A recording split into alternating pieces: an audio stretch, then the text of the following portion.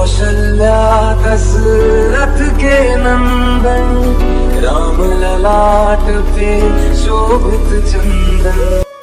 जय सिया राम भक्तजनों, कथा रहस्यम चैनल पर आप सबका एक बार फिर बहुत बहुत स्वागत है। मैं आपका दोस्त पंडित विनय भार्गव आज आपके लिए राधे श्याम रामायण से रावण अंगद संवाद का तीसरा भाग लेकर उपस्थित हुआ हूँ। कथा का शुभारंभ करने से पहले आप सभी हरि भक्तों से निवेदन है कि सबसे पहले प्रभु श्री राम नाम का जयकारा कमेंट में लगाकर अपनी उपस्थिति दर्ज करवावें व वीडियो को लाइक कर दें। साथ ही यदि चैनल पर नए हैं तो चैनल को सब्सक्राइब करना न भूलें। जय सिया राम। हरि कथा विशारद पंडित राधे श्याम कथावाचक लिखते हैं कि रावण बोला बंद कर उपदेशक का कार्य, तपसी का तू दूत है या कोई आचार। रावण ने कहा, है बंदर, ये हमको प्रवचन देना बंद कर, तू एक तपसी का दूत है ना कि कोई आचार है जो इस प्रकार के से मुझे समझा रहा है। मर्यादा के भीतर ही रहे, अधिकार नगार बढ़ाने का बकवादी तेरा काम नहीं, सिर होकर समझाने का। वह दोनों आप निपट लेंगे जिसमें ठन रही लड़ाई है, तू तो पेड़ों पर उछल कूद क्यों बकबक यहाँ लगाई है। रावण कहता है कि मर्यादा के भीतर रहो, तुम एक दूत हो और दूत के हिसाब से बात करो, तुम्हें मुझे समझाने का कोई वो नहीं है। और जिन दोनों में मुझ में और राम में यदि लड़ाई छिड़ी है तो हम दोनों आपस में इस बात को निपट लेंगे, तुम तो जाकर पेड़ों पर उछल कूद मचाओ, यहाँ बकवास मत करो। अंगद बोले, ठीक है, सुनिए तनक तड़ाप, यह आवश्यक विषय है, बकबक नहीं करा। अंगद जी ने कहा, ठीक है महाराज, आप मेरी बात सुनिए, यह बात बहुत ही विचारणीय है और यह बकवास नहीं है। यदि दोनों ओर संधि होगी, सैनिक बलदान नहीं होंगे, सब बने रहेंगे ठाठ बाट, जनपद सुनसान नहीं होंगे, रण की चंडी चेतेगी तो यह धरती सोलितमयी होगी। जय और पराजय फिर होगी, पहले तो महाप्रलय होगी। जिस समय अराजकता फैली तो घर में ही ठन जाएगी, यह हरी भरी लंका नगरी शमशान भूमि बन जाएगी। बच्चे अनाथ हो जाएंगे, बहुएं विधवा हो जाएंगी, लाखों पुत्रों की माताएं घर घर कोहराम मचाएंगी।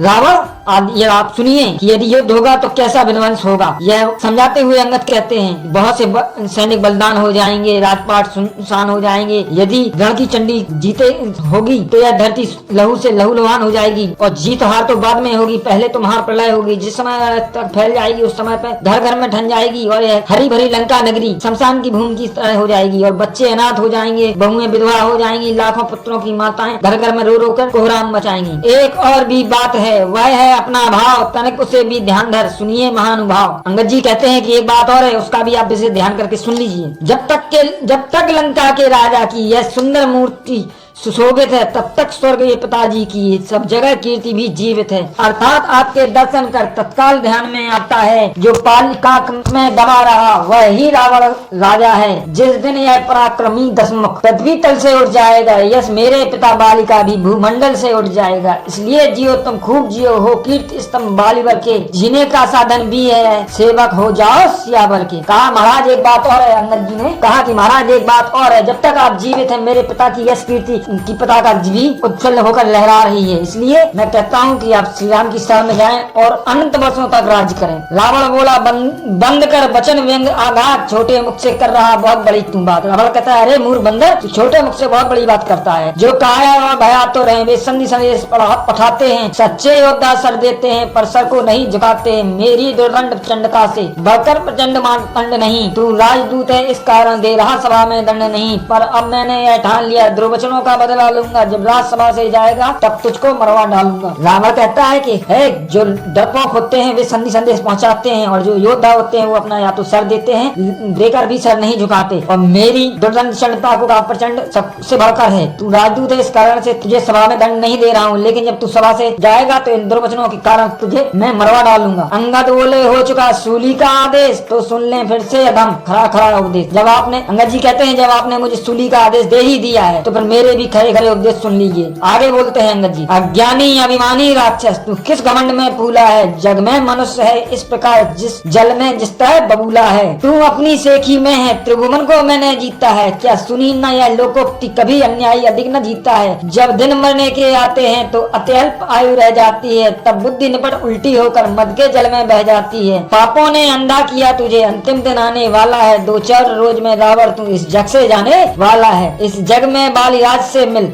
सब मेरी कुशल सुना देना। सुग्रीव राज का इंतजाम अनुमत का काम बता देना। लंका का राज विभीषण को ओ जाने वाले देते जा। श्री कुंभकर्ण श्री मेघनाथ को साथ साथ ही लेते जा। तय कर ले रानियों से जाकर लंका नाथ, कौन कौन सी होंगी सत्ती तेरे साथ। यह सुनते ही हो गया लंकाधीश्वर आग, बोला दुर्भाषी ठहर यही यह दुर्भाषा त्याग। जिसके बल से कटु शब्दों ने तूने मुझको झकझोरा है, वह तपसी कल का बालक है, बल बुद्धि ज्ञान में कोरा है। गुणहीन बाप ने जब जाना तब देश निकाला दिया उसे। रोता है नारी विरह में वह, इस दुख से मुर्दा किया उसे। मेरे रजनी चर विकटानन मानव भक्ति कहलाते हैं।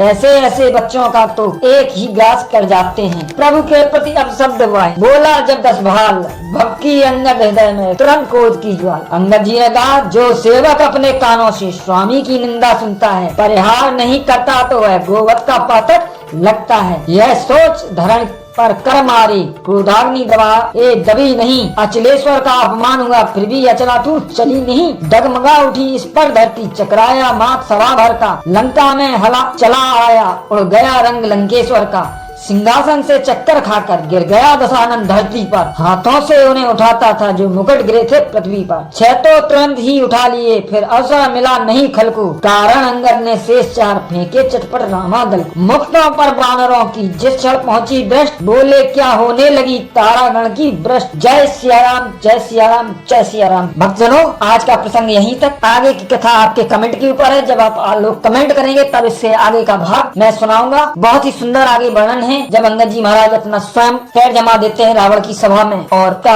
बड़ा ही सुंदर वर्णन किया है राधे श्याम रामायण जी ने। तो चलिए एक बार प्रेम से बोलिए जय सिया राम। कमेंट में जय सिया राम लिखना ना भूलें। और यदि मेरे चैनल पर नए हैं तो कृपया चैनल को लाइक